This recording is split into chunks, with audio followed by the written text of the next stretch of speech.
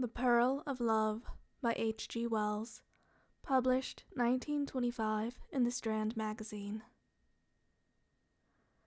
The pearl is lovelier than the most brilliant of crystalline stones, the moralist declares, because it is made through the suffering of a living creature. About that I can say nothing, because I feel none of the fascination of pearls. Their cloudy luster moves me not at all. Nor can I decide for myself upon that age-long dispute whether the pearl of love is the cruelest of stories, or only a gracious fable of the immortality of beauty. Both the story and the controversy will be familiar to students of medieval Persian prose. The story is a short one, though the commentary upon it is a respectable part of the literature of that period. They have treated it as a poetic invention, and they have treated it as an allegory meaning this, that, or the other thing. Theologians have had their copious way with it, dealing with it particularly as concerning the restoration of the body after death, and it has been greatly used as a parable by those who write about aesthetics, and many have held it to be the statement of a fact, simply and baldly true. The story is laid in North India, which is the most fruitful soil for sublime love stories of all the lands in the world. It was in a country of sunshine and lakes, and rich forests and hills and fertile valleys, and far away the great mountains hung in the sky, peaks, crests, ridges of inaccessible and eternal snow. There was a young prince, lord of all the land, and he found a maiden of indescribable beauty and delightfulness, and he made her his queen and laid his heart at her feet. Love was theirs, full of joys and sweetness, full of hope, exquisite, brave, and marvelous love, beyond anything you've ever dreamt of love. It was theirs for a year, and part of a year, and then, suddenly, because of some venomous sting that came to her in a thicket, she died. She died, and for a while the prince was utterly prostrated. He was silent and motionless with grief. They feared he might kill himself, and he had neither sons nor brothers to succeed him. For 2 days and nights he lay upon his face, fasting, across the foot of the couch which bore her calm and lovely body. Then he arose and ate, and went about very quietly like one who's taken a great resolution. He caused her body to be put in a coffin of lead mixed with silver, and for that he had an outer coffin made of the most precious and scented woods wrought with gold, and about that there was to be a sarcophagus of alabaster inlaid with precious stones. And while these things were being done, he spent his time for the most part by the pools and in the garden houses and pavilions and groves, and in those chambers in the palace where they two had been most together, brooding upon her loveliness. He did not rend his garments, nor defile himself with ashes and sackcloth, as the custom was, for his love was too great for such extravagances. At last he came forth again among his counselors and before the people, and told them what he had a mind to do.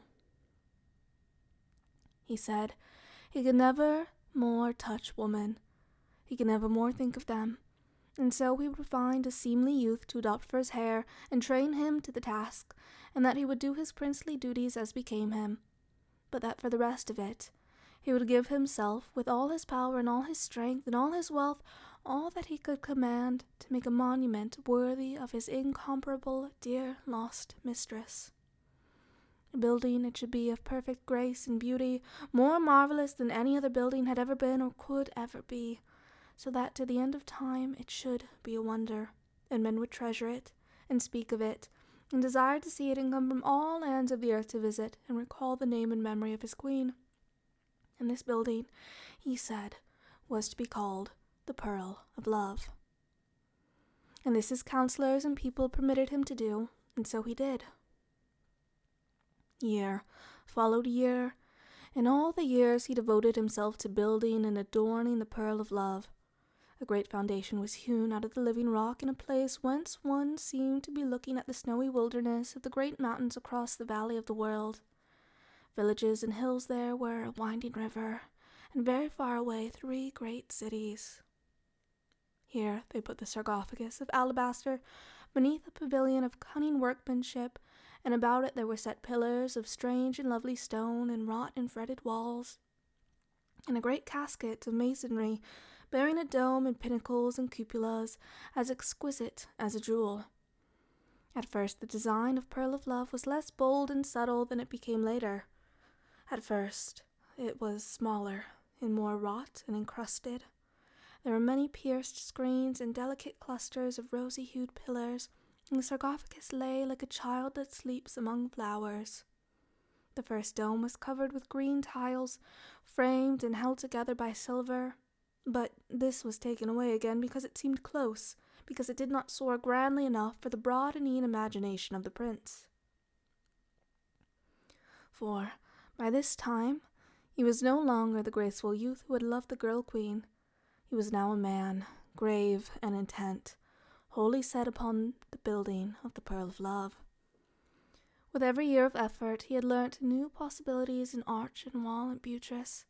He had acquired greater power over the material he had to use, and he had learnt of 100 stones and hues and effects that he could never have thought of in the beginning. His sense of colour had grown finer and colder. He cared no more for the enamelled gold-lined brightness that had pleased him first, the brightness of an illuminated missal. He sought now for blue colouring like the sky, and for the subtle hues of great distances, for recondite shadows and sudden broad floods of purple opalescence, and for grandeur and space. He wearied altogether of carvings and pictures and inlaid ornamentation and all the little careful work of men.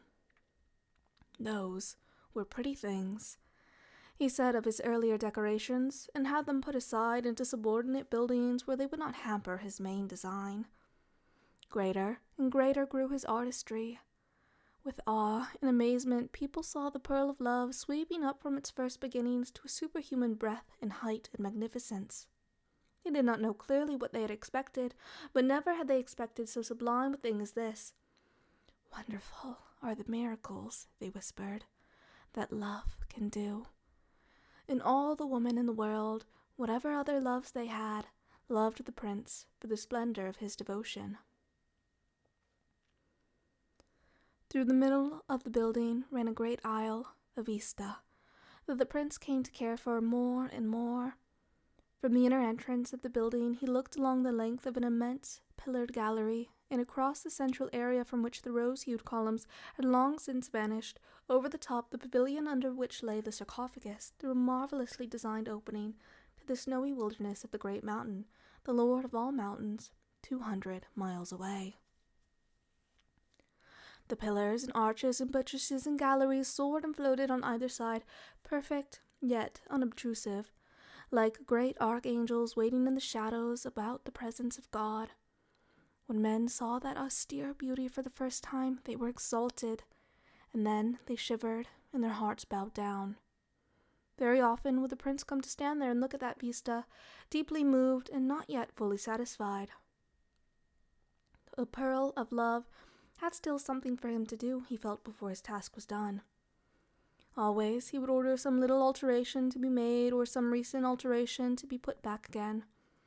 And one day he said that the sarcophagus would be clearer and simpler without the pavilion, and, after regarding it very steadfastly for a long time, he had the pavilion dismantled and removed.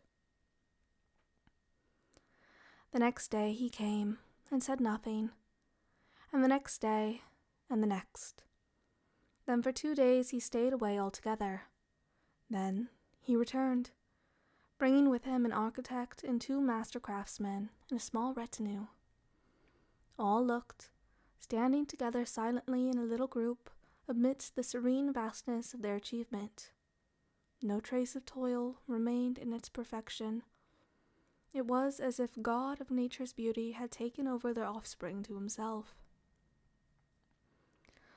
Only one thing there was to mar the absolute harmony. There was a certain disproportion about the sarcophagus. It had never been enlarged, and indeed how could it have been enlarged since the early days? It challenged the eye. It nicked the streaming lines. In that sarcophagus was the casket of lead and silver, and in the casket of lead and silver was the queen, the dear immortal cause of all this beauty. But now that sarcophagus seemed no more than a little dark oblong that lay incongruously in the great vista of the Pearl of Love. It was as if someone had dropped a small valise upon the crystal sea of heaven. Long the prince mused, but no one knew the thoughts that passed through his mind. At last he spoke. He pointed. "Take that thing away," he said.